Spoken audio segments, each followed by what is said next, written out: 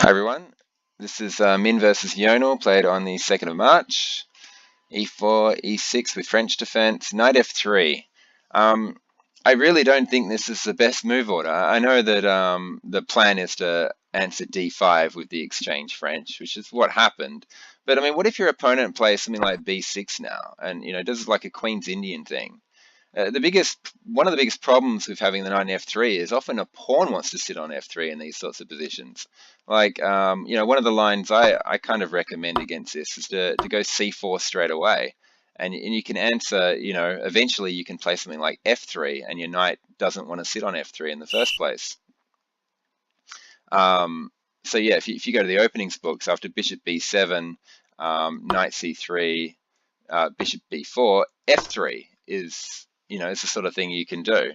So by playing knight f3 on move 2, you're just giving your opponent an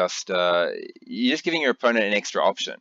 Knight f3, suddenly you have to learn a bunch of lines with b6 that don't involve the f3 line. Whereas if you just play d4, you can play the much stronger variation against the Queen's Indian. And if your opponent plays d5, you can play the exchange anyway. So, most likely if they're playing the French, they're going to play d5. But just in case you encounter that one obscure line, that b6 line, you know that you don't have your knight is not committed to f3. It's a minor thing, but it can really, players can use your move order to get you into something that you just don't know. And it's important to know that after e6, d4, your opponent doesn't have to play d5. He can play c5 and try and turn it into some sort of Sicilian, but generally French players won't play Sicilian. Generally, sometimes they will. And b6. So d5, c5, and b6 are the three moves you got to worry about. If you play knight f3, yeah, once again, Sicilian, which isn't a problem. But b6 is the main one, and I don't like the knight on f3 against the Queen's Indian. I really do like the e4, f3, that pawn chain line. Anyway, that's just a minor thing. Let's get into the game. Knight f3, d5. 99% of the time, this is not going to become a problem, but it might be. If you're playing like in an Australian Junior Championship or something, your opponent is going to look at your move orders and try and find ways to out-move order you and get you into something unfamiliar. A lot of preparation goes on in those tournaments, particularly when they're only one game per day. Okay, takes, okay, and whoa, knight c6. No. Okay, this is not e4. Okay, it's very different to e4. When you've got pawns on d4 and d5, you don't just bring your knights out and go 4 knights game on the thing. That's just the completely wrong way to play it.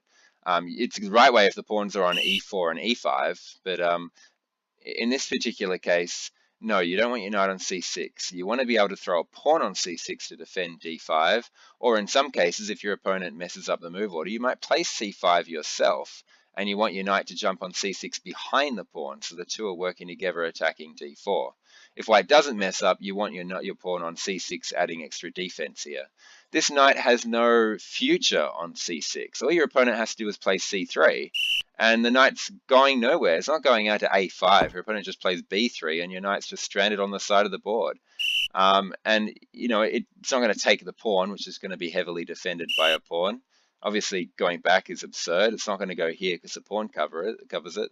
The only place it's going from here is either to e7, it's probably e7, but that gets in the way of the e-file, where rooks are going to want to operate and interferes with the action of your bishop.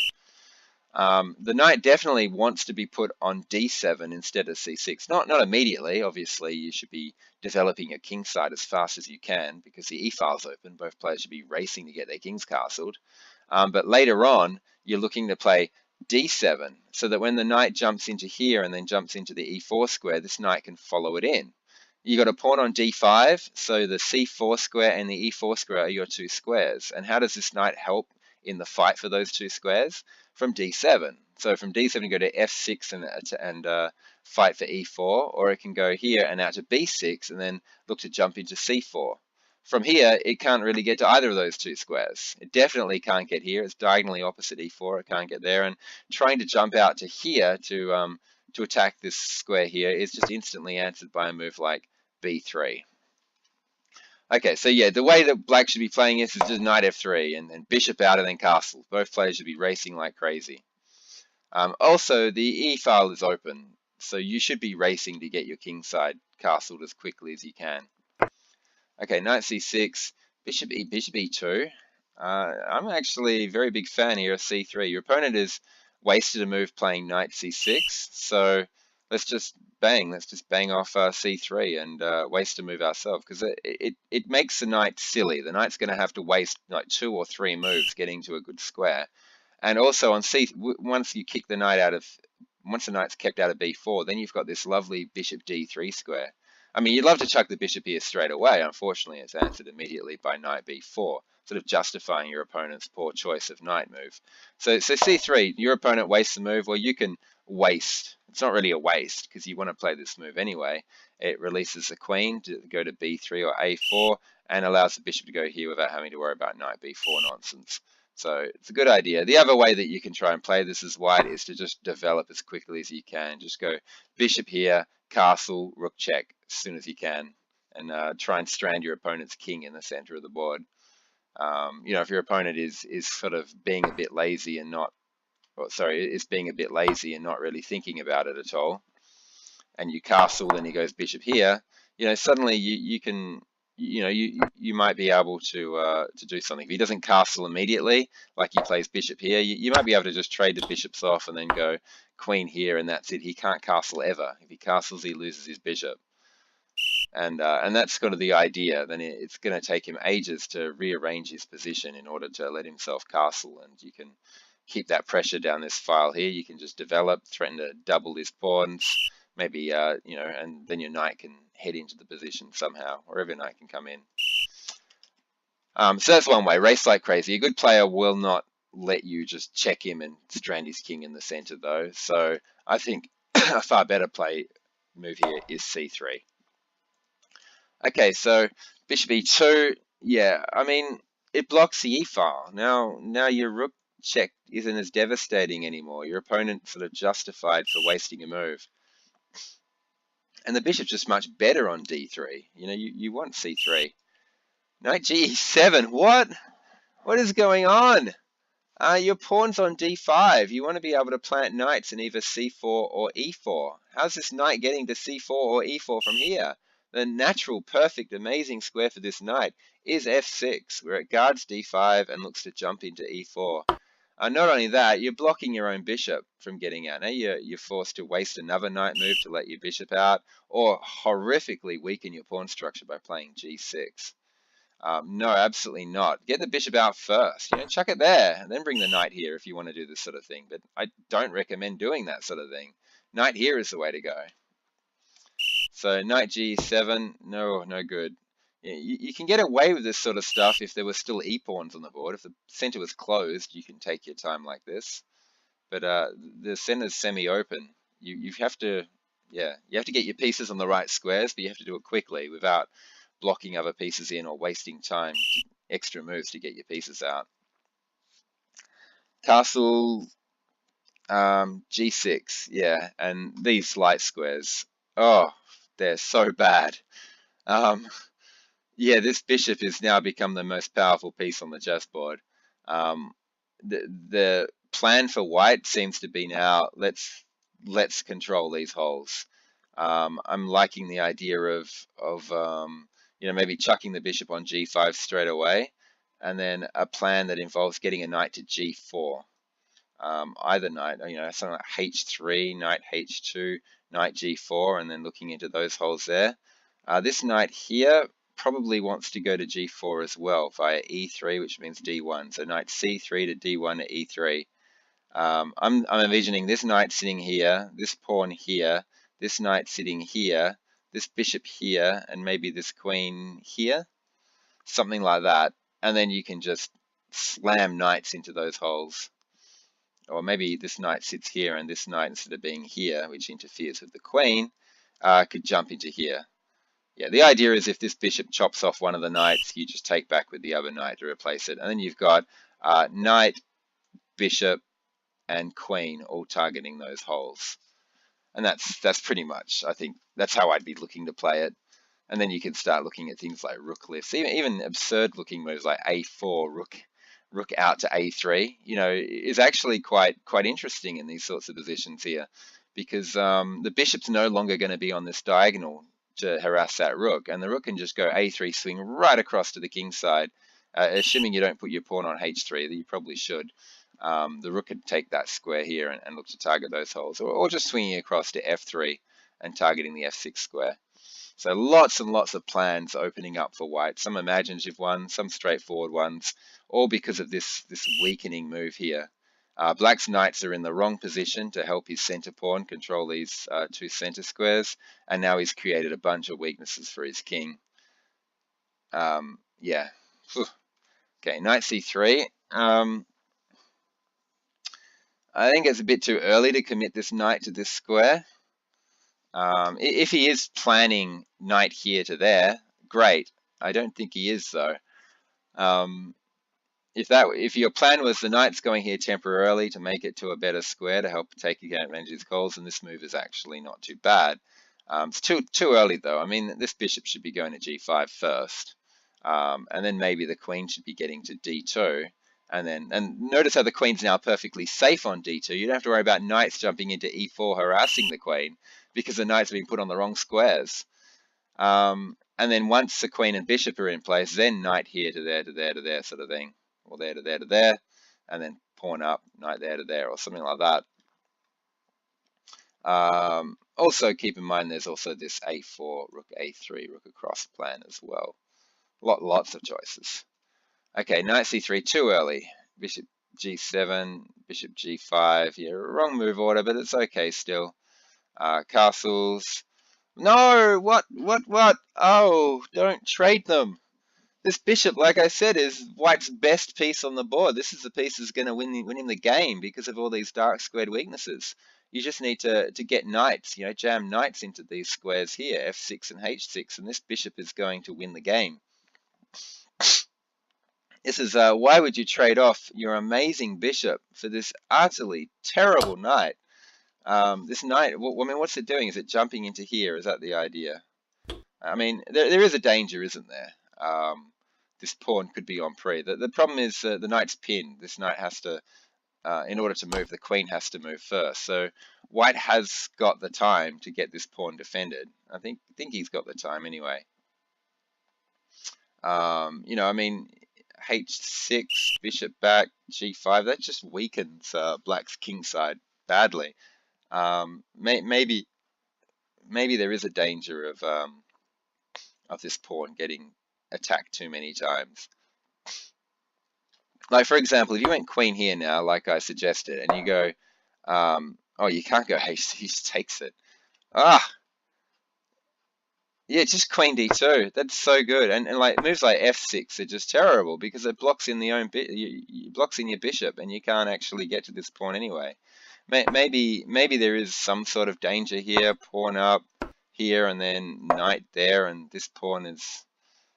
You know, the idea is to go g4, chase the knight away, and then win this pawn, something like that. I can't imagine that being even working. I mean, the engine's not afraid; it just plays rook e1 here, and g4. Yeah, you got knight h4 here. Can he win this pawn, or does he just get destroyed? In this position, because this king is so weak, it doesn't matter that you've lost this pawn. The engine's just saying f3. Fascinating position. Maybe there is something there. I can't imagine. I mean, what about just h3? You know, just take away g4 from your opponent. You've got this nicely defended, and now you can look to play knight here and then c3 and keep everything defended. And if your opponent does stuff like this, yeah, that's the only thing that you need to worry about. Your opponent running this pawn down here, chucking a knight in here, and winning this pawn there. I think if your opponent's going to charge his kingside pawns up the board, I don't think that's an issue. And the engine's not afraid of anything here. So yeah, queen d2 is definitely the move. It's just great. And then you can start looking to go knight back to d1, and then, you know, c3 if you want to. Maybe throwing in h3 and knight h2, and knight there to there to there, and then yeah, all good. So he's just gone and traded off his amazing bishop Now, and yeah, took back with the knight. That's great. Now I'm loving black's position. It's amazing how a position can be so good for white one moment, and then just be really, really good for black the very next moment. That one trade-off has changed everything. Now black's knight is no longer on a silly square. Uh, white has lost his dark squared bishop. These holes are now safe. This king is now safe, and black has the two bishops ready for the endgame. And so now black probably should be looking to open the center up to try and go for a pawn thrust in the middle, something like b6, c5, or b6, fianchetto this bishop, c5, and really trying to open up the middle of the board and just make these bishops more and more powerful. And white's position, white doesn't have a plan. I mean, uh, white maybe should be trying to, I don't know what white should be doing. Put rooks on the e file and trade everything off. I mean, with every single trade, these two bishops become more and more powerful. White's last move, bishop takes knight, has just robbed him of any sort of plan. Maybe some eventual pressure on d5, given the fact that black's only got two minor pieces that can defend the d5 pawn, and white's got three that can attack it. But how does white get his pieces into positions to attack that pawn? c6 is going to defend it, so he's going to have c5, c4 played to attack it as well. How does he get his pawn here with another pawn there backing it up, and knights there, and a bishop on f3 to attack it? Rearranging this position is just a nightmare. A nightmare. So something like knight here to there, knight there to there, pawn up, and then knight into c3, and then the bishop hops into f3. It's just, it's unworkable. It's crazy. Okay, so he just played rook e1, rook e8. That's fair enough. You don't want your opponent. With every swap off, it's going to be good for black. So yeah, it's good. Bishop e5. No, that just gives black a free move. He wants you to do that. He wants to play c6. Now, if you want to get this bishop out of the way, yeah, maybe queen d2 first. Connect the rooks is the way to go. I mean, ultimately, yeah, maybe not even queen d2. It's hard to tell what to even do here. Yeah, knight. No, knight can't go to d2. I don't even know.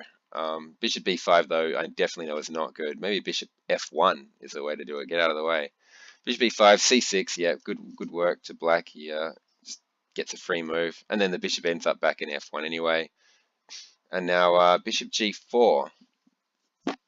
Okay, the idea seems to be winning a pawn.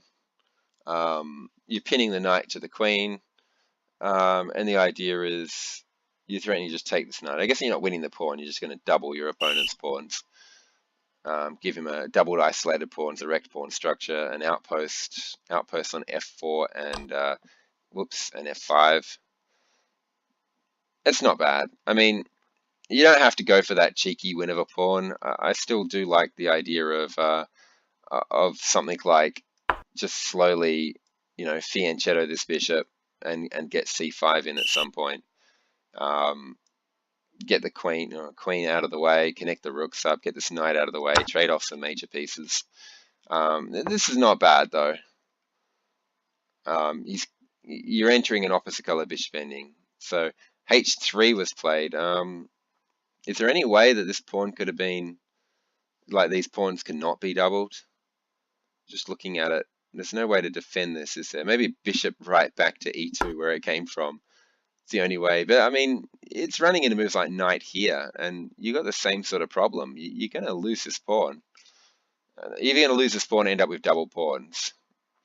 So bishop g4 was played. h3 was played. That doesn't help. Now you've got this weak pawn here getting in the way of your bishop. And white took with the queen. No, that just throws away a pawn. Don't you have to do this? You have to take with the g pawn. Or is the weakness just too bad? It is pretty bad. Look at this. Doubled, isolated. Yuck. And these squares here and here are both amazing outposts. White took with the queen and just gave away the pawn. Don't know if I agree with that. Okay, so rook e2. Why? I guess he's just doubling. but he's blocking his own bishop. I have no idea what white should do here. He's a pawn down. He's got to try and aim for some sort of opposite color bishop ending.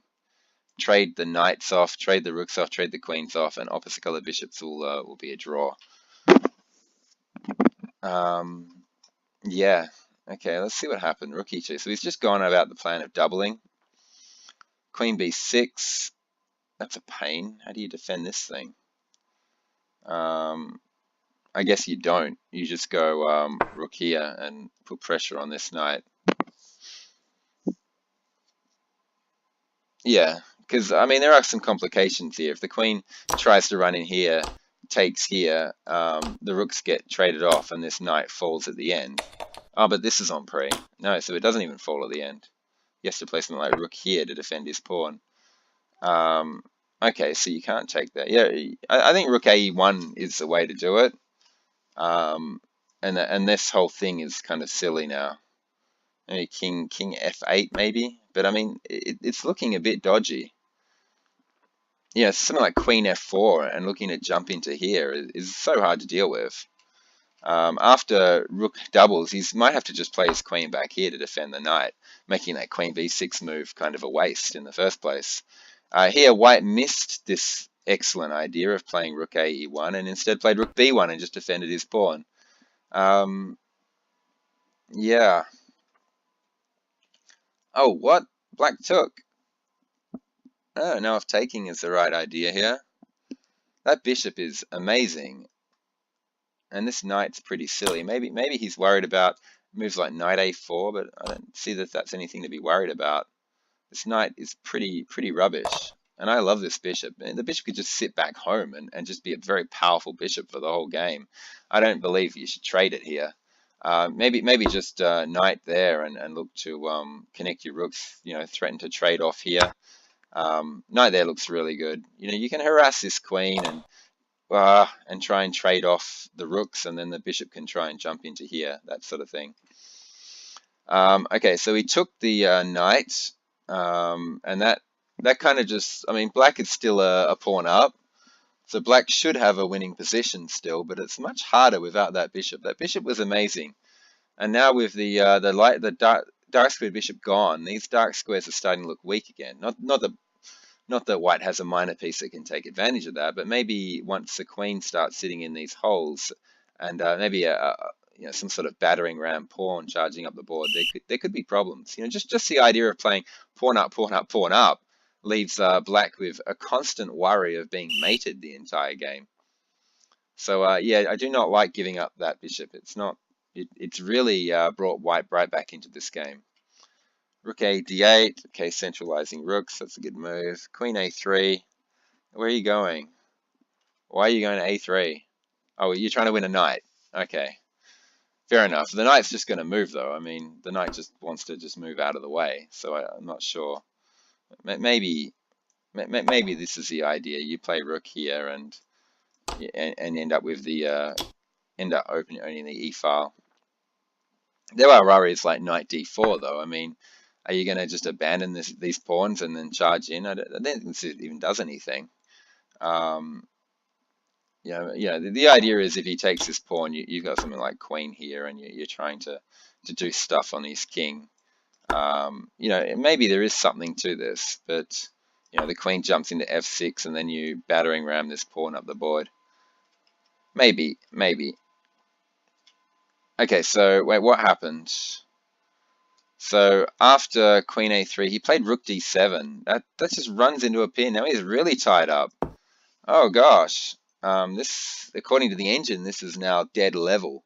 So even though black is a pawn up, there's just so much pressure. This knight's being attacked 3 times. It's only being defended once, and on top of that, the knight is pinned to the rook. So that just gave white an amazing e-file. Definitely he should have moved the knight last move and not let white just own the e-file like that. So he played c5 to block the queen out. And here white played b3. So it looks like he's just trying to save his pawn. Were there other options maybe? Yeah, I still like this idea of h4, h5, h6. I still think that battering ram idea is really good. But okay, so he played b3. Maybe he's looking to reroute the queen out this way, there into there, or there into there, that sort of thing. And this way the queen can't steal the b pawn. Yeah, normally c3 would be a better way to play this, but then your queen is trapped out of play. So b3 is, you know, you can understand the reason why that it was played. b3, queen c6. Doesn't they just give up a pawn? White just, thank you, free pawn. You know, it's not like the rooks are connected. There was no way that the queen could get trapped. White should just get his pawn back. Just bang, take it. He didn't take it though. He played rook e5. It looks like he's trying to stop d4 by pinning the d pawn to the c pawn. It gives black the opportunity though to play a6, which he did, and save his pawn. Yeah, he should have just grabbed the pawn after queen c6. So rook e5, trying to do some clever stuff, but after a6, I mean, it's still level. Yeah, now c4. I mean, that was the whole point of rook e5, was to pin the d pawn to the c pawn. And d4 was played now. No, it wasn't. If d4 had been played, yeah, okay. If d4 gets played, can the queen just take this pawn here? Takes, d3. Gotta be careful. That pawn is going a long way. Rook d1, d2. It might be overextended. The problem is the pawn's on a black square, and the bishop's a light squared bishop. Okay, so what else? I mean, rook takes c5 is the other great idea. It just runs straight into a pin, though. Maybe it's not a problem. Maybe b4 just defends the rook, and then the rook is free to move back here again if it needs to. Whoops. What did he play? He played f6, and that just looks like a blunder. Can't you just bang? Just take that. He can't take the rook. He loses his queen. He can't take the pawn. He loses this.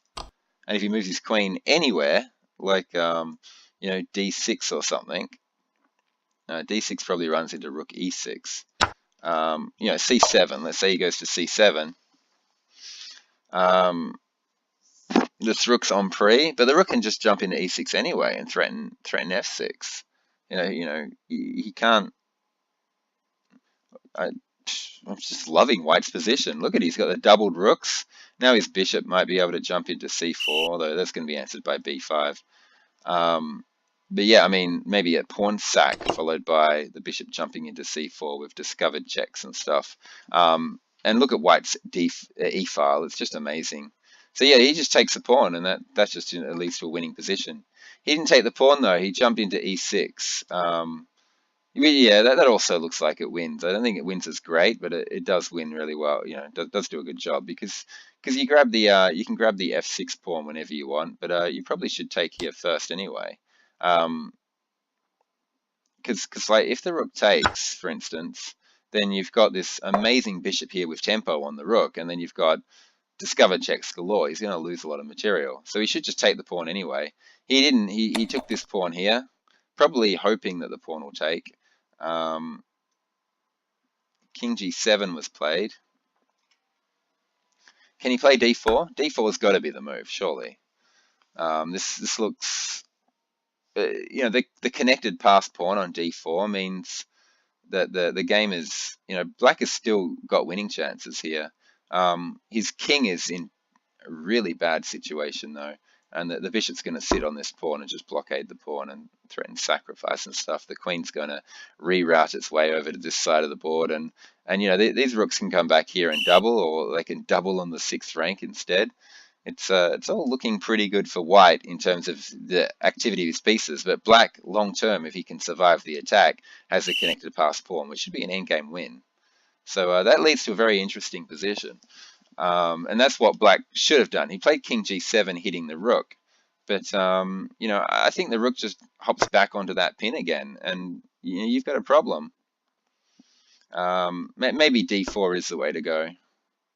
But yeah, this pin is an absolute pain. Okay, so he played rook f3. Um, it looks like he's trying to keep control of this file with his rook. I really do think doubling back on the e file was better, but you know, this isn't bad. d4, bishop d3. It's suggesting g3. Oh no, it's changed its mind. Oh no, it hasn't. Queen c1. There's a lot of choices here. There's no reason to chuck this bishop on d3 just yet, because it's not actually doing anything on e3. Maybe this queen, which is your worst piece, needs to be rerouted to c1. Or there's also the h4, h5 sort of plan. I think his main idea here was to maybe stop knight f5, but it was being stopped anyway because the knight was pinned to the rook. So maybe take this opportunity to get the queen out of this corner here and ready to jump into some of these holes. You know, once it gets to g5 and threatens to jump into f6, it's really good. Bishop there, queen c6. Trying to work out what that does. I mean, defending this seems to be the move. You know, something like rook here. Get your rook defended so your knight can move somewhere. Maybe the knight wants to go to c6 rather than the queen. Or knight comes back here and defends these holes from a defensive position. This king is very exposed. But I think breaking the pin by defending the piece you're pinned to, I think is the way to do this. Queen c6, nah, not sure about that. Rook e2. Rook e2. Why rook e2? What does it do? I don't get rook e2. Surely queen c1. Come on, let's get this queen into the action. Let's poke at these holes here. You know, this has got to be the way to play this. I don't know what rook e2 does. Just yeah. Okay, rook a8. Rook a8. Oh, he's trying to play b5 maybe? No, he's not doing that. Why is he's just unpinning the knight and he decided a8 was the square to go to. I don't like this idea of just giving up the e file to your opponent. Defend the rook and then move the knight, and then fight him on the e file. Start trading the pieces off. With every single trade, you get closer to winning the game with your connected passed pawn. So rook a8, I don't know why the rook's just ran off into the corner and hiding over there. It shouldn't be. Okay, so queen c1 was played now. That's good, getting the queen back into the action. b5. I was just looking at it. I mean, this queen's infiltrating to f4, which is terrifying. The queen coming into f7, it looks winning. Looks devastating. Queen f4 has to be stopped. Surely a move like you know, queen d6 or queen c7 to guard f4 is the way to do it. d6 looks a bit more active because it frees up. Well, it's just more centralized than c7, and it also keeps f6 guarded. If you go to c7, you have to worry about queens jumping into g5 and then f6 sort of thing. Queen d6 is one way. The other way is just pure retreat. That's what the engine suggests. Knight g8 and just guard all those holes with your knight. And then the rook guards this and everything's protected. But yeah, b5, that just loses straight away. Queen f4, just bang. I can't see, you know, knight g8 has to be played to defend all these holes. But then you've got moves like queen e5 check or bishop e4 looks pretty good, skewering the queen to the rook. Maybe there's a counter pin there though. After you play bishop here, he might be able to play queen e6 pinning it. But yeah, the f8 square, you could probably just take this, and if he takes here, you've got queen f8 check. King has to go to h8. Is there a win? Yeah, bishop d5. Forcing some sort of sacrifice maybe. Hang on, there's more to this. King here, queen e5 check, g3. Why can't he just take? Oh no, yeah, and he has to take it, yeah. And I mean, this should be winning for white still, easily winning. Just rook here threatens mate. It's pretty devastating. Queen e5 keeps it defended. It's interesting. I mean, black can stay alive. These pawns are just terrifying. According to the engine, white is 7 points of material up, but you still got to find the win. That's one to analyze another time. Let's see. Min took the pawn. He missed queen f4. He took the pawn instead. Black took back. Now this rook is, got actual activity. It's not just a rook hiding in the corner anymore. It's now a much stronger rook. And then rook e5 was played. So, queen into g5, threatening the knight, looks good. Queen into f4. Does that do anything? It threatens to go to f7, if that's even a threat.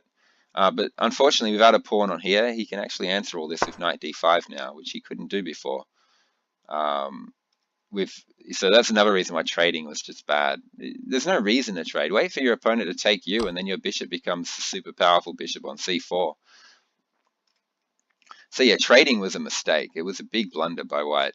Now he goes rook e5 and then rook d5. That just loses a piece. What? Just bang. Game over. GG. After king g8, you probably even got mate here with queen there, and yeah, according to the engine, unstoppable mate. So what is this? Rook d5. That's just yuck. That just loses. Instead, white couldn't resist playing this, but that lets your opponent get rook and bishop, or rook and knight versus queen, by just taking here, and after takes there, knight takes here. This is not over. This pawn is terrifying, and these two pawns together, united like this, are very, very strong. And this is on pre, and this is a very interesting position. I think white, with the black's king being so exposed, you'd think white is got to have the advantage here, but whoa, that's not so easy. Why not just take the free knight? Thank you. Okay, so bishop e4 was played, and rather than going into that very interesting ending of rook and knight versus queen, black just threw away a whole rook. Once again, taking the knight's even better because you force mate, but he took here instead, and here, knight takes is the move, but he didn't. He played queen d6. I think the idea is, your rook has to move away. After it goes maybe here, we'll play h6, kick the rook again, and then win the bishop back for free. Maybe that's what he was thinking. But yeah, just rook f7 check is just devastating, because then you just win the knight for free, or mate the king. White didn't find that. White played rook e6. And what's the idea? What if the queen takes the bishop? I mean, then you just grab this, don't you? And then you force mate. So yeah, this rook e6 is still winning for white. Rook f7 is just stronger and with check and more powerful, but this is still winning. He played queen c7, but yeah. What played now? This played. Yeah, you end up with rook versus queen ending, which is just clear-cut win for white. Well done to white in the end. This is really good. It goes here. We had a check. The king goes here. Defended his passed pawn. Very good. And he's trying to turn this pawn into a threat so he can, put pressure on this queen. The queen could. But yeah, really good move here. Queen c2. And then that's it. That just puts an end to all black's pressure. After rook e1, queen d3. That's really good ending by white there to take away all counterplay. Well played by white. He had the e file. The e file was very strong, very powerful. And these rooks, as you can see, he's got his rooks into two very, very powerful positions. His bishop's quite active, sitting on d3, and the queen is ready to jump into those dark squares. So at the end, white really got his pieces into fantastic positions, and that's really why he won this. He did mess it up a bit though. Playing this move here was no good. I mean, he's got bishop e4 here straight away, just skewering the queen to the rook. And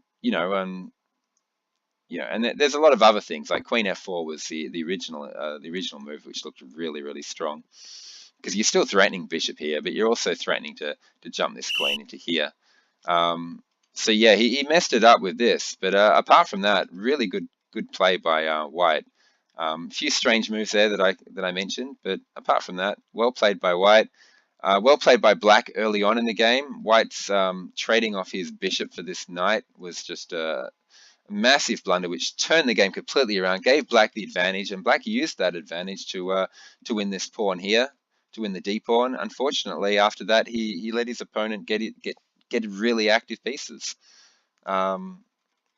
So yeah, that trading the bishop for the knight on c3 really was a big turning point in the game. And then letting White just own the e-file for so long, double the e-file, that was eventually Black's demise, was White's control of the e-file. He managed to win a pawn, and then, yeah, that pin was a nightmare.